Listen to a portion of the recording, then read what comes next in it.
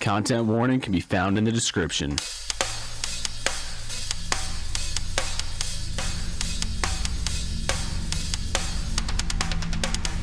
Viewer discretion is advised.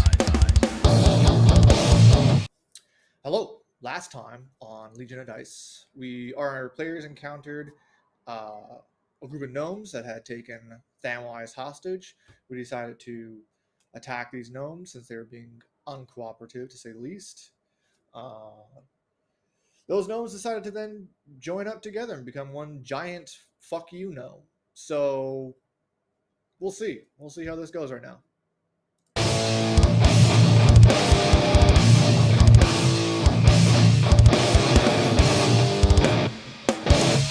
Hello, everyone. My name is Zach Balter. I play Bruce the Bard. He is a bard.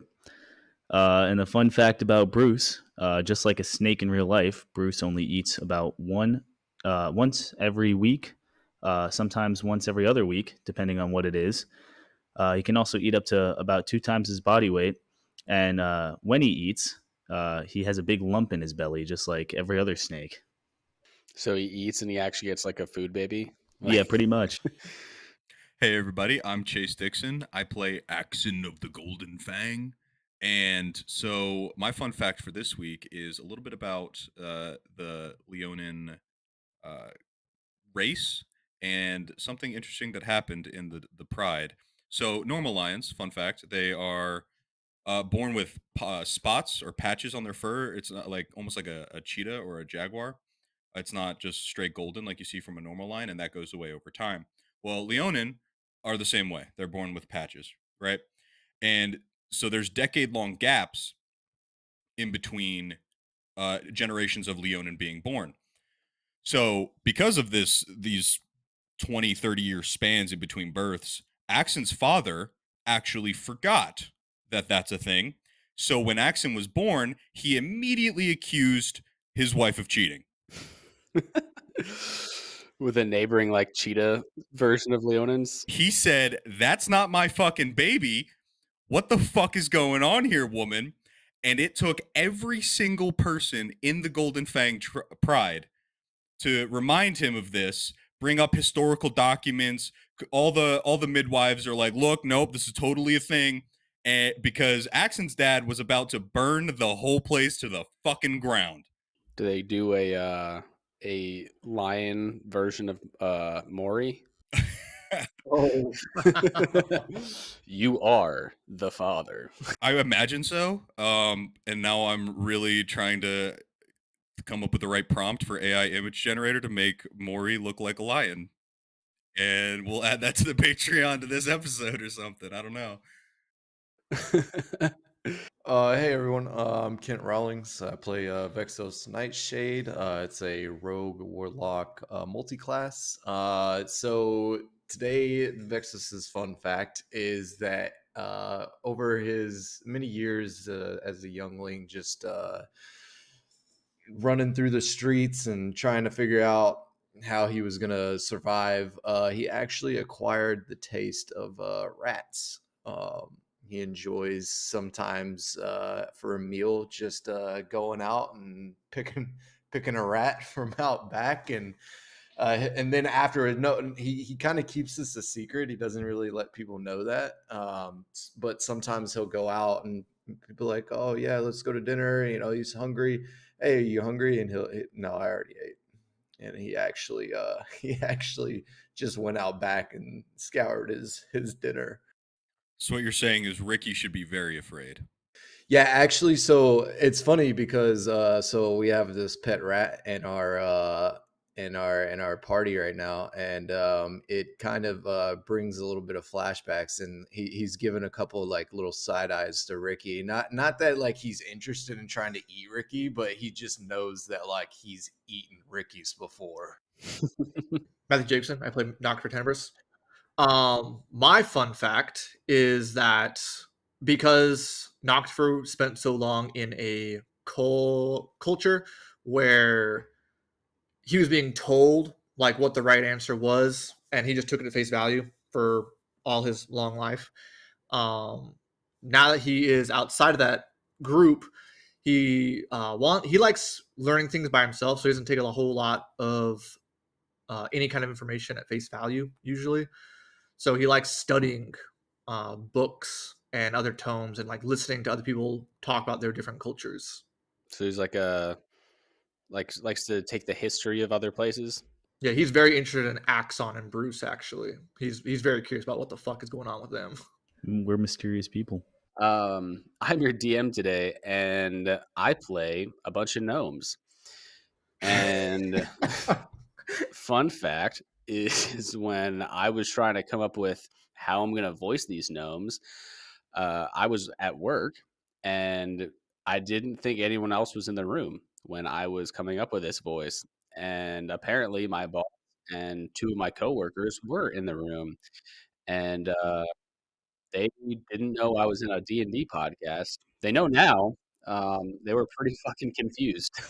They probably just thought you were like weird as shit. Yeah, they're like, "What the fuck is going on with this guy?" Yeah, like, we need to get this guy drug tested. All right. Well, last episode, you guys started to fight these gnomes, and they morphed into one giant gnome. And you can see the video feed of us on YouTube. The gnome, essence of what I'm thinking is kind of right behind me. Kind of creepy. Um, and a evil gnome wizard is chanting and you know doing some evil gnome shit behind a cracked wall, and Thamwise just ate one of the last compatrons that hadn't been morphed, uh, and is now right in front of this evil gnome wizard. And you guys are still in initiative, and the person who is going up next is Bruce. All right, cool. So Bruce is going to look at this big fucking ginormous gnome of gnomes, and he's going to cast Cloud of Daggers. Ooh, that's a good one. Nice. Yeah. For those of you that don't know, Cloud of Daggers, you fill the air with spinning daggers in a cube 5 feet on each side, centered on a point you choose within range. Creature takes 4d4 slashing damage when it enters the spell area for the first time on a turn or starts its turn there. Yeah, well, I don't have to go there. So, cool. I'm going to cast that centered around the big gnome. 12. All right. So you cast Cloud of Daggers, and a bunch of daggers start raining down on all these little gnomes, and it now looks directly at you, Bruce. And since you're on top of Noctifer, it looks at you and Noctifer. And The statue, or after as last to say, though, after the last attack, he hit the statue, and now he's realizing he hit the wrong target. And he's not looking very happy. And that's going to bring us to Axon. Okay, so I'm going to use all of, or how far away is the wizard gnome? He is behind the wall, so he's about like 2.5 feet away from you, but he is inside of a wall that's kind of cracked. Am I able to get inside this wall now? If you break the wall, Then I'm going to use an attack action and muster all of my fucking strength to punch a hole through this wall big enough to let me pass through. Do I need to roll to hit a wall? roll for damage. Fucking 5. All right, you hit this wall, and it cracks a little bit further. And at this point, it's kind of like fragmented, so there's a big hole. You can now clearly see this gnome and Thamwise right next to him, and But but I still can't reach you him. can't get completely in. Yeah. Okay, then I'm going to use Flurry of Blows for 2 more hits. All right. Does a 7 break me That through that wall? that will break the rest of the wall. Cool. And then I'm going to use my last attack of Flurry of Blows to try to put my fist through the motherfucker. All right. Give me an attack roll to see if you hit this this motherfucker. 19, I'm assuming, hits. That does hit. Yes, correct. And then, so that's going to be 4 damage. And then he needs to make a DC 12 deck save. A DC 12 deck save. He rolled a 19. God fucking damn it. All right, cool. All right. And then I'm going to shout, "Shrink ray, shrink ray, shrink ray." And that's going to bring us to this giant gnome with this with his gnome sword, and he is going to first attack Noctifer and Bruce as he's trying to do one swipe downwards with this gnome sword, and does a 9 hit. Nope. Definitely not. No. All right, so he misses both of you, and then takes the rest of his swing to try to plunge it into Axon, God damn it. and gets a 5. So he completely whiffs Bruce and Noctifer, then goes to hit Axon and slams the sword into the other part of the wall and just like misses completely. And he gives out a big shout of rage. And that's going to bring us to Noctifer. I am going to hit the gnome. All right. Big gnome. And does okay, that's a 20. Not natural, it's just a 20. Yep, that hits. Oh shit. Okay, so that is 11 slashing. And then that is a 7 necrotic. Okay. And then correct me if I'm wrong. Did you hex? I hexed the wizard. I didn't attack the wizard. All right. So you Oh, and I'm shit, I'm going to use my bonus action to use Searing Smite. oh, okay. Oops. Damn. Yeah. Okay. So that's that's going to break my hex concentration actually. All right. 5 fire damage, and now he's going to take an extra 1d6 fire damage at each of the target's turn. Okay. On his turn, right? On his turn. Okay.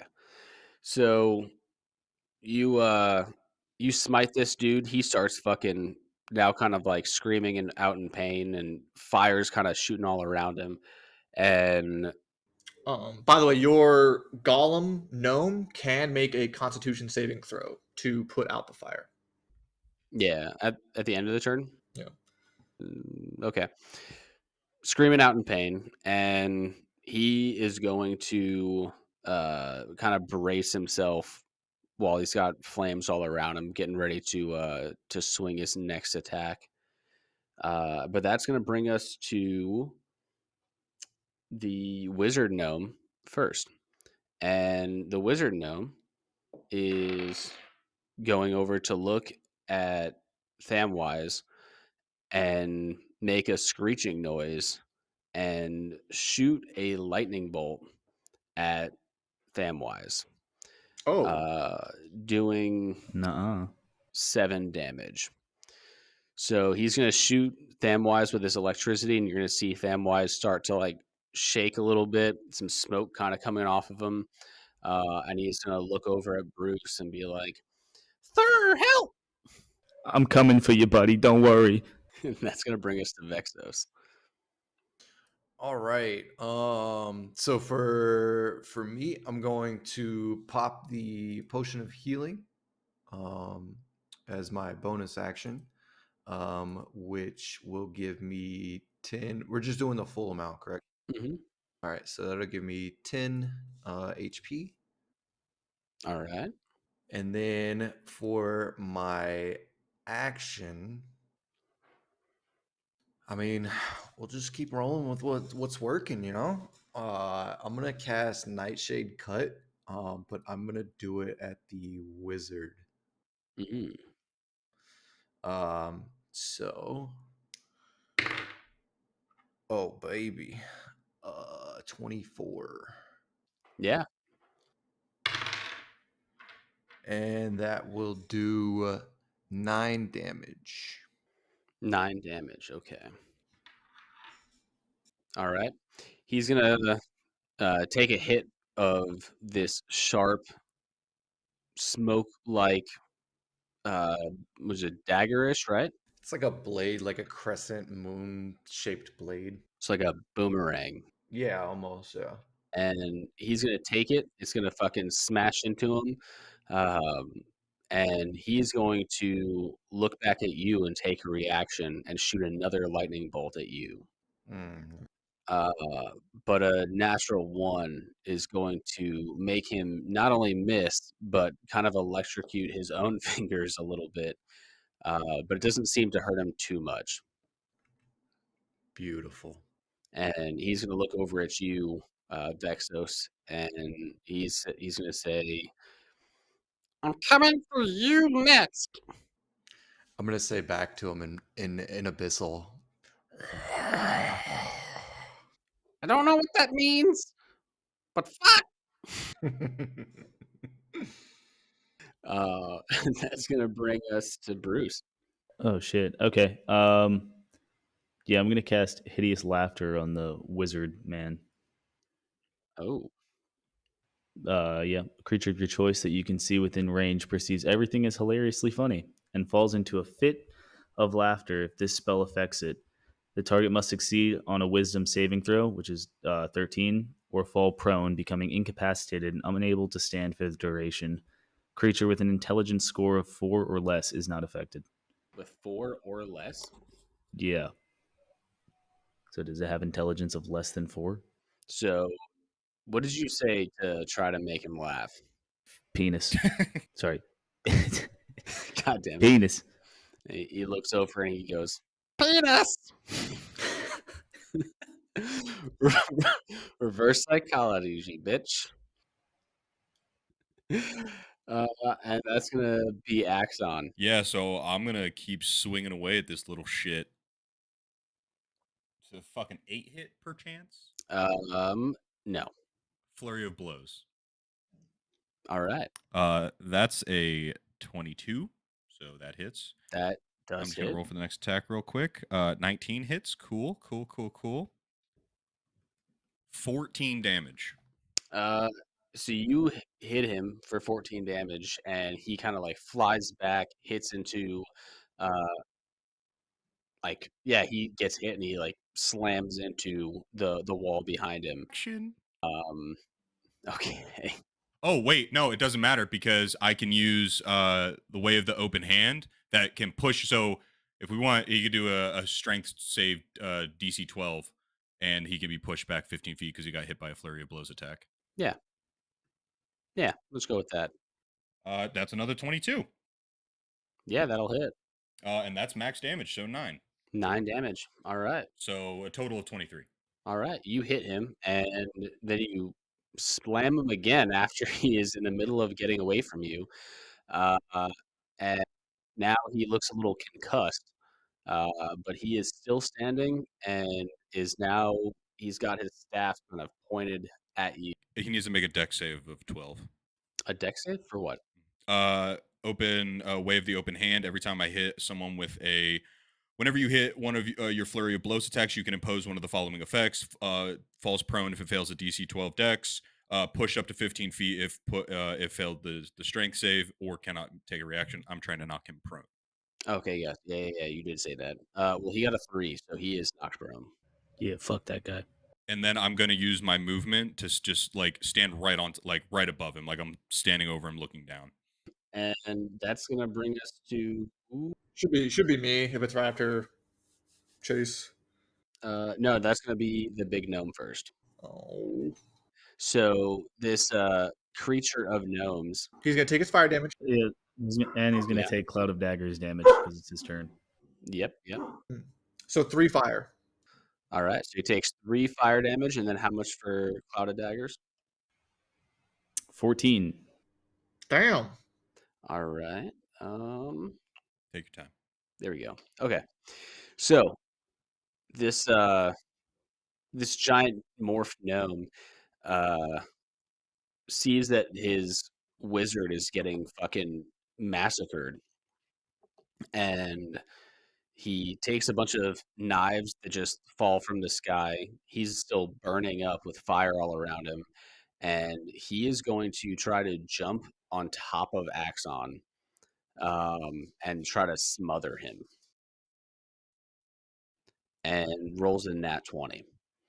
Oh, help! Stop rolling, fucker. I stopped rolling. So how do they smother him? Does it like when he lands on him, do the like little like gnomes like jump down and like crawl over Axon, just like pinning him? He looks over, jumps up, does a belly flop on top of Axon, and then a bunch of gnomes like break apart as he's doing it, and then they kind of like recongeal back into it. And he does 30 damage. Damn. He slams into you, does another loud roar, and then tries to frighten Noctifer, Bruce, and Vexos with the roar as he's like turned towards you. So that's going to be a was it wisdom saving throw to not be frightened. 12. 15. So uh, he screams out, and the only one that can hold their composure is Noctifer, and Bruce and Vexos are now frightened. I'm going to piss on Noctifer's shoulder. Bro. I just feel like this little like I hear like a little tinkling. I look over like is that because we're in a cave. I think it's like water. I look over and I just see him. Just some yellow stream. Just I'm like, dude. and while frightened, you guys are gonna have disadvantage on ability checks and attack rolls while this big congealed monster is in front of you, and you guys can't willingly move closer to this morphed gnome. The good news is I'm on Noctifer's shoulder, so I'm not willingly moving. Yeah, he's not gonna move willingly. But that is gonna bring us to Noctifer. All right, I am going to. Yes, I'm gonna take a D4 damage. D4 damage, and that's 4. That's good. That's nice. And I'm gonna cast Hex again on the wizard as my bonus action. So that's going to end the Searing Smite on the golem, the fire damage, which I don't think you did a Constitution saving throw for him at the end of his turn. No, does he have to willingly do the consultation? Like, does that take an action? It's just at the end of his turn. It doesn't take an action. Okay, well, he got a 16 then. He would have broken it anyways. All right. So cast Hex on the wizard, and I'm going to plunge. Well, how far away is the wizard Uh, from me currently? like 5 feet, like behind the wall. You guys really haven't left this fucking wall. You Yeah. guys have been like right by it. So he's really only like 4 or 5 feet away from you. And then kind of like off to the side, almost in between you, is where this fucking giant gnome monster thing is in front of you and on top of Axon. All right. Yeah, I'm going to. Well, I know he's 5 feet from me, but I'm still gonna plunge. So I'm gonna take my sword and stab it into the ground, and like this inky blackness is gonna like pool of ink is gonna appear at my feet, and I'm going to go into the ground and reappear next to the wizard, just cloaked all in like black. Do I go with him? Yeah, you would go. Yeah, you would teleport with. Well, not teleport. You would move with me. Yeah. This is literally fucking Shadow Exchange, and I love it. And I'm going to attack the wizard. For 17 hit. Yes. Okay, 17 hits. So I'm gonna do 2d6 for the base weapon damage, and then an extra 2d6 of plunge, which is it uses the weapon's damage dice. So it'll be That's 10, 9, 19. Okay, that's 19 damage just from the base weapon. And then I'll do my necrotic damage, which is 5. Oh, and then the d6 damage for Hex, which is 5. You're just trying to fucking murder this guy, huh? Oh wait, did you also attack with advantage because he's prone? Oh, I did not attack with advantage. Let me see if I get a nat 20. No, that was a 6. All right. Well, you fucking mistily step up into this guy in a black fog, and then you beat the shit out of him. And while prone, he looks up to you with just blood kind of dripping out of his mouth, his teeth kind of cracked. He's got like maybe 4 teeth left. And just pure hatred in his eyes, but he is just barely hanging on. All right. And it is going to be his turn now. And he is going to stand up, use his movement to stand up, and he's going to cast Fireball. Good. Yeah. Oh yeah. So he casts Fireball, which is for 14 for a dex save. And that's going to be for Noctifer and for Bruce, since he is on Noctifer's shoulder. There we go. Hell yeah. 8. No. See, that's why I don't use his digital dice. 13. 13. So neither of you save. Oh. No. And that's 8d6. This is going to hurt. This could one shot me. It's not too bad.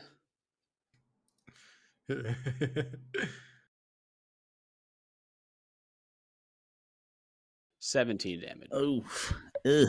So you show up right in front of him. He is beat the shit out of, and he stands up shakily, and a burst of fire shoots out of him directly point blank range at you guys.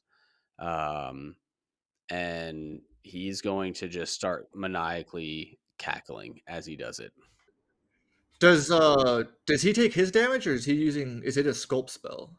No, he did take some damage, and he is like about to die. This motherfucker is a tank. Yeah, I got like smoking cinders on me. I do like a little cough of fucking from the fire damage.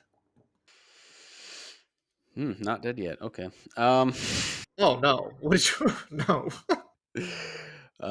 And yeah, he starts. He's laughing, but he notices that you guys are still standing, and his laugh starts to subside a little bit. Wait, Bruce, how are you smoking cinders on me, or are you still hanging on? Oh, no, I'm good. Okay. I'm hurt. Okay. Noticeably hurt. All right, so you're already you're holding on by a thread. This gnome is holding on by a thread, and now it's gonna be Vexus's turn. Bro, finish this motherfucker off. Yeah, I'm going to. Kill that motherfucker. He hurt my snake. Yeah, so I'm gonna cast Nightshade Cut on him. With disadvantage. 17. Yeah, fuck you. All right. Come on, baby. Ooh, that is 11. 11 damage. Explain how you murder this wizard gnome. So I'm seeing everything, kind of from a back point of view, because I'm just kind of like hanging out around, just throwing some things. So I very meticulously pull up this shadow and conjure it into a blade, and very precisely shoot in between all of the obstacles I have in front of me. And as it gets to the wizard, it just literally just goes right through his neck, like. And his head just. You shoot this out, and you see his head is looking towards you as you're doing it, and as it starts turning, it starts sliding, and then it just falls off and hits the floor. His eyes are still looking around like, what's going on? And as soon as you cut his head off, the body of Gnome's homunculus starts to fall apart, and each gnome starts falling off and breaking up into a bunch of little gnomes again.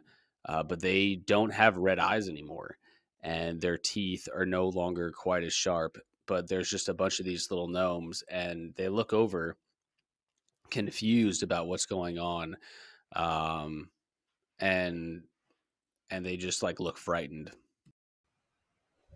There will be no mercy for hurting my snake. I'm gonna fucking cast. I'm gonna try to stop. I'll say, wait, hold on, Bruce. Hold on. Wait, are we still in initiative real quick? For now, yeah, we'll see what happens. I'm gonna say, Bruce, Bruce, like this was obviously an evil wizard. I think these gnomes don't know like what they've been doing. Like they've been doing all this against their will. I think possibly you could ask them. It's Bruce's turn. Yeah, I'm gonna shout at one of them. Be like, "Hey, bitch, what's going on?" You talking to me? Yeah, you. Who the fuck are you guys? What is going on? Why is Quarter cut in half? Where's Yellow? All right, I'm just gonna ignore what he said, and then I'm gonna cast Cure Wounds on my big lion friend. Oh, what the fuck do you think you're doing? He cast cure wounds on you. God damn it! Never mind. Nope, already said. Fuck! Fuck! He said this. Oops. To be fair, it's not like you've told us that in the game. I mean, yeah, but fuck! Well, you see a down party, like you'd want to heal him. Overlap of player and character knowledge. Shit! He gets 10 health. There you go. There you go. You got 10 hit points. As he's curing him, I'm gonna look at the gnome and I'm gonna hold up the head of this fucking wizard and be like, "Do you recognize this guy?" They're gonna be looking at each other, looking over at the wizard, and looking kind of confused, like they kind of recognize it, and they look over and say, Yeah, this Fuck was. Fuck you. Fuck you. Fuck you. Fuck you in the fucking mouth. they're gonna look over and be like, This was supposed to. That was Gargel, but he didn't have a beard like that before. and he has like this. He's the only one. I guess this can't brought up before. He's the only one with a big like black beard, where everyone else has a white beard. Hmm. Did his beard look like yours before, or Yeah, this is how gnomes look. where's Gargile from? Is he your family? Well, we're all family here. We're all family here, and we've been growing up, and I've known him for the most of my life, but I don't even know what happened. Now I threw him with a black beard, so he's unrecognizable. Can I climb down and start inspecting this gargoyle guy? Yeah, you can. And I want to use detect magic on his little staff of pentagram staff. You want to do what is pentagraph? Detect magic. Oh, okay. Figure out what's on it. It's a curse. I don't want to pick it up. While he's doing that, I want to use divine sense as well. So let me get real quick. Let me get an Arcana check from Bruce. That is a. I can't tell. Oh, 14. With the Arcana check, Bruce, you can notice that this staff has a dark property to it, and you can see that this is something that is very similar to the creature you guys released just a little while ago. Um, and I'll even say that you guys can notice like these guys are seeming really very confused about what's going on. And they just said that they've grown up with this guy. I've never noticed a black beard, and now he's got this black beard. There's this weird pentagon staff. This was like something that just happened. that they were not. This is not something they've been doing for a long time. I'm going to look at the rest of the group and explain what I feel, and then I'm going to say, like, should I touch it? Vexos from the back goes, yeah. If you touch it, I will eat them wise. Because I'm still laying on the ground. My eyes are still closed. I'm auditorily cognizant of what's going on around me, and I know that he's trying to do some fuck shit and be chaotic as fuck. Touch it, touch it, touch it. Do I detect anything with? Do I detect anything with my divine sense? So you feel an extreme dark evil presence at first, because this is right after he got killed, correct? Yep. So you feel a extreme evil presence, and then you feel it start to dissipate now that this evil wizard has been murdered, and it seems like whatever was controlling him is now starting to dissipate and leave the area that's around you. Is it leaving in a certain direction, or is it just? It's leaving towards the end of the like going towards the direction that you guys were leaving this cave. So it's like heading out. It's like leaving the cave. Okay. While he's sensing, I'm going to grab the staff. Uh, roll me a d20 at triple disadvantage. What the fuck? No, I'm just kidding. No, I'm just kidding. That'd be some fucking shit, though, right? No, you grab this staff, and nothing really happens. Um, it feels like a normal wooden silver type of staff. It's got a dark wood, and there's like a black pentagram on top. And as you're looking at it, you can kind of see, Doctor Strange. Yep. The like clock shit that he does. Yeah, like clockwork type of He's stuff doing those around it. Naruto hand signs. Exactly. So, well, he's not doing the hand signs, but he's picking up this staff.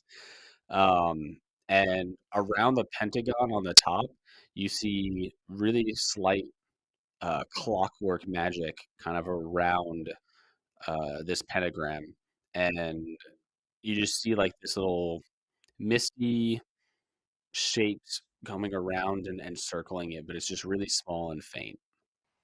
I'm going to secretly stow this for later so that Axon doesn't see that I'm stowing this for later. All right. And in that moment, I'm going to stand up, and I imagine all these gnomes are still on top of me, so they're just gonna fall from like 7 feet, like, and I'm just like grabbing them and like setting them down on the ground, like shaking my head. I would not recommend getting body slammed by gnomes. And then I'm gonna sit down. Well, while you do that, these gnomes are starting to recover a little bit. They're picking up body parts of their loved ones and their friends, and you see them solemnly like walking over, picking up their body parts and bringing them back into their little cave area, and you see them going to a little burial site that for generations they had their own little graveyard inside of this area, and they start slowly, mournfully burying their loved ones. And you see uh, little gnomes, some children gnomes, start popping their eyes out and looking from inside the little cave and watching their parents just bury some of their fathers and their uncles and their mothers. I'm gonna ask them if they're aware of what Gargoyle was doing to them. So one of them kind of walks up to you, and he introduces himself. Hello, my name is my name is Leroy, and you guys murdered most of my friends. Um, we we are grateful that you stopped this terrible curse, but this is not ideal. Um, we don't know exactly what he was doing to us, but it felt like very controlling, and I think it has something to do with the staff that he was wielding. It used to be a white staff, and now it's black. Do you know when that happened? Right before you guys showed up, I think. I'm gonna look over at Vexos as I say that. Vexos is just looking at the top of the cave wall. Interesting. Nice construction. What do you remember what happened when Gargoyle started changing? Well, we were having dinner, and we had this big fire going and some candle lights, and we were about to have our normal pre-dinner orgy, and then out of nowhere, his beard started turning black, and then we heard some screams from outside our little tunnel, and someone ran in with a snake, and then everything kind of went to black. Vexos just kind of shakes his head like, I don't know what happened. Damn, that is incredibly unfortunate. You guys suffered a great deal. Do you know what happened? It might have something to do with that book we No, opened. no, I don't think a book would. Yeah, You guys didn't open a magic book, did you? No, no, no. I don't think so. No. Oh, okay. No, I look over at Axon and I'm like, hey, buddy, I think you're still a little out of it, man. That Yeah, you had a dream. My That's memory, weird. gnome. my memory is only hazy from the moment I was teabagged by a giant gnome. Hey guys, you want to make me big again? No, I think we like you small. It's kind of cute. I don't like me small. Make me big. He's like Thamwise now. Yeah. Honestly, he's a little snake bard. You guys think this is Nocturne's funny, huh? You think this is real funny? Wait, are we You funny turning guys. Zach into a fucking familiar? Zach is now Thamwise. Listen. No, Bruce, listen. Think about it. How?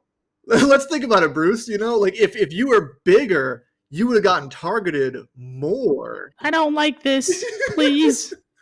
Like, all right. If that's your wish, you know. Wait, wasn't it your decision to become small in the first place? Now it's my decision to be big. I'm not gonna lie. I shot the shrink ray at Bruce, talking to Axon and Noctifer. I was like, I under the impression that this was gonna be forever. Yeah, I mean, it is pretty hot right now, right? I mean, does How it much feel easier- hot? Because if it feels hot, we can't use. We don't want to use it again. We don't want to risk. I'm gonna start throwing Imagine little how much pebbles easier at it will them. be to travel now. He needs less food, which means more for us, and by us I mean me. Exactly.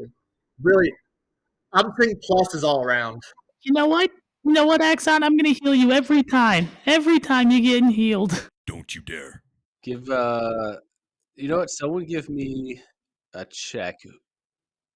Someone can help him as well if you want to give a help action to look at the shrink ray. I'll help. I'll look at it. I'll roll it. Give me an intelligence check. That's a 5. With wait, you, Yeah, you get advantage for the help action. Oh, advantage. Nice, beautiful. It's a 6. Oh, nice. No, that's a 17. So now you're looking at this because last time you guys looked at it, I think it was kind of quick, and then you guys were all pretty dumb and couldn't figure it out. But now that you're looking at it a little bit further, you can see that the power source that's attached to it doesn't seem to be quite as powerful from the power source that it was hooked up to when it was not mobile. And you can kind of infer that the effects of it only last roughly 24 hours. I was also going to say, we only ever used it to make something large with the help of Johnny Phelps. So if this was permanent, I don't think we had a way to fix you, bud. I didn't. I thought so too. Because Johnny Phelps had to construct a device to make us big again. That's true. So it lasts 24 hours, is what you can infer. It's got to be like a shortened time period. And you can kind of gather about 24 hours makes sense for this type of magic. And upon further inspection, you're also able to realize that the reason why this keeps glowing and it keeps getting hot is that it's not hooked up to something that's mobile or immobile and something that's powerful. It's just got this extremely powerful gem that's able to keep it mobile, and it does have some type of limit of how many times it can be used. But I don't think, with at least with your knowledge right now, you'll be able to see how long or how much use it has, or what stops it from working. Well, I think we've already used it enough today. Sorry, Bruce. We'll have to. You will rue the day. Hey, Vexos, catch. And I'm going to palm Bruce's head and yuck him to Vexos. And now we're going to play fucking football with this guy. Oh. You guys play football for a while? I catch Bruce and then I put his legs just around my head. Now he's just fucking hanging around on, like a little toddler on my shoulders. Yeah. I'm gonna speak to the gnome guy who is talking to us and tell him, well, listen, like we did take some damage trying to rid you guys of the your mad wizard. Would it be possible to stock up on items and maybe sleep here for the night, somewhere safe? They also did say they had a considerable amount of gold. Yeah, that's true.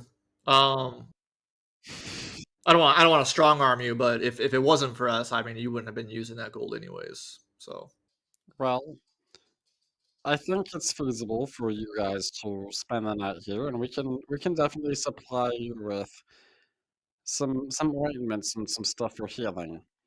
As far as gold goes, we do have a decent amount that we can distribute, but we we're gonna need uh, we're gonna need you to help us out for some ceremonies for the burial. what does this ceremony entail? Death. No, I'm just kidding. So we take this night to party and drink, and then in the morning we take the body parts, we bury them inside of the dark hole that's a little bit further down in the cave, and then we light them on fire, and that's it. That's all we do. Okay, I heard party, bring dead to hole, light hole on fire. Yes. Okay. Well, what do you guys think? You wanna help out with them? Sounds pretty easy. I think it sounds like a good idea. I feel kind of bad, but not really. I will revel in the destruction of the bodies that smothered me. They did attack us first. Well, it wasn't our fault, okay? Pretty sure. Shut up. What do you mean? What do you mean? They attacked us first. They tried eating us. Yeah. You guys didn't rip a gnome in half prior to that.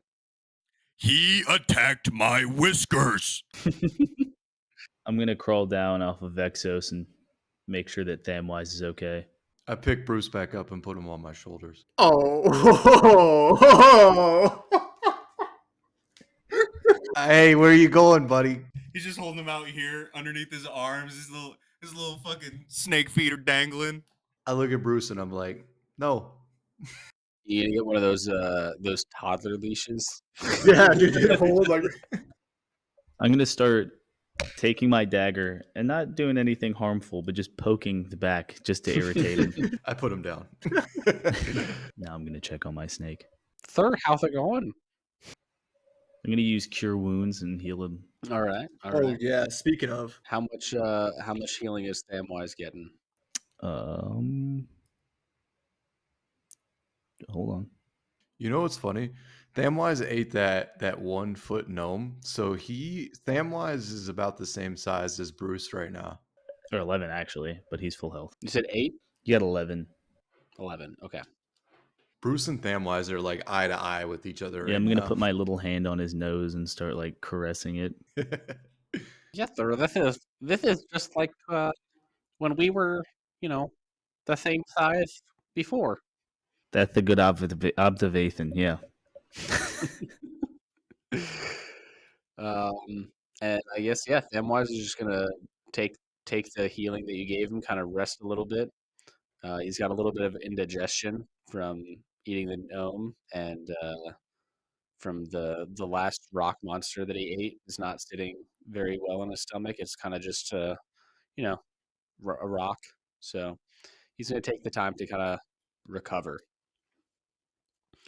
Um, and some of the gnomes are walking around again, just like taking the body parts and kind of putting them in an area, and start taking some moss and giving it to you guys and telling you to put the moss onto your cuts, and that will help to heal you throughout the night. And as they hand it to you, there's like this it's like a green moss, but it's like a neon green, and it kind of glows. And they just start putting on themselves in little patches and handing some to you guys. Yeah, I'm gonna cover all my patches of cuts and bruises and burn marks from that fireball. Yeah. I will do the same. Yeah, I'm gonna do the same. All right. So as the night goes on, you guys are kind of recovering, drinking. Um, a lot of the gnomes, after they've picked up most of the body parts of their friends and loved ones, start putting together some of their homes again that were embedded in this rock that was destroyed. Um, and then you have some gnome kids, like 10-year-old gnome kids, start walking up to you guys and try to play some games with you guys. Oh hell yeah! You guys want to know how to gamble? Hey, do you guys like dice? Yeah, of course. Hell yeah! You guys want to play a dice game? Yeah, what's a dice game? The ante will be 1 coin, just 1 gold coin. Okay. And then what we're gonna do is we're gonna roll 5d6s. Okay. I'm sorry, 66s. All right, and we're gonna try to get either a set or a straight run of these d6s, and we're gonna see who gets the most amount of points in the first hand. Okay. All right, so go ahead, roll your 66s. All right, tell me what you got. So I got 4 6s, 1 4, and a 5. You have 4 6s? Yep. Just to No, you prove it. don't. I'm not even joking. Oh my god. I look over this little kid's fucking hand and I'm like, huh. That's usually, Did I do good? yeah, that's okay, I guess. I look over at mine.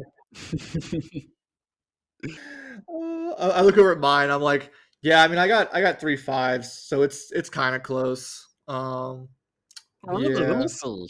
They go to see if there's actually 5 or 3 5s. Do you lie? No, I got 3 5s. Okay. No, the kid beat me. Okay. He gets a gold coin. I'm like, good on you, champ. I'm gonna go over to the kid and go, double and nothing. Okay. Then I'm gonna throw my, fixed dice. 6 6s.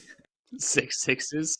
Jesus Christ. All right. Well, first I'll roll for them, I guess, and then they're gonna try to do If they get 6 6s, I'm gonna shit a brick. I wish that'd be hilarious. They got 3 3s, a 6, a 1, and a 2.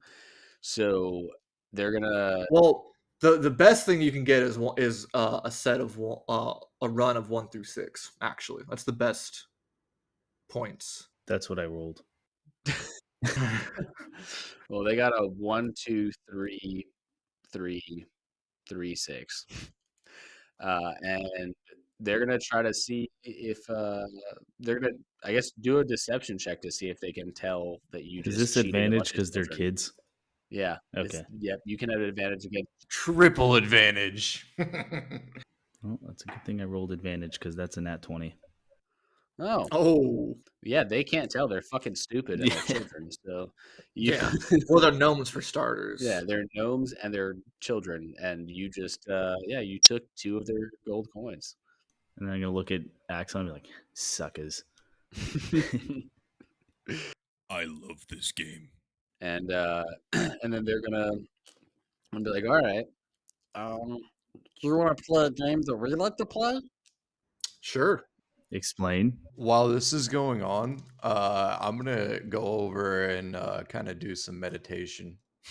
Like I'm not interested. He said, "Fuck this." Fuck these kids. All right, so you're hanging out by yourself and just being meditative and chilling. And these gnomes come up to you and say, "All right." They they explain a game to you where you roll two d20s, and the furthest one away from 10 is what you have to choose. And uh, whatever is the higher number, or sorry, whatever the furthest one away from 10 is the one that is your number. And then whoever has the highest number in the party wins. So if you, for instance, roll two d20s and you get a 10 and a 15, then you take 15, and whoever beats a 15 wins. Or if you get a 1 and an 11, then you take the 1, and whoever beats the 1 wins. Yeah, I roll. I'm gonna roll my fake dice. I got a 19. He also got a 19. Actually, it was kind of crazy. He rolled a 1 and a 19, so I'm about to have him roll again because that's like literally the exact same amount away from 10. That's fucking wild. Yeah. I got a 4. You beat the children again. You guys are good at games. And so I'm gonna say you guys can keep playing for a while. And while you guys are playing, what is Axon and Vexos talking about? Vexos, I hate to bother your meditation, but can I have your ear for a moment? Yes, Axon. There is something I open my eyes. unsettling that happened when I was being smothered by Gnome Butthole. What unsettling? Oh, I mean, I can see how that is unsettling, but what specifically? Besides the smell. Oh, okay, yeah. In the darkness, I felt encroaching closer and closer to death. But I have never felt stronger in that moment in my life. The darkness was winning, but I could fight back.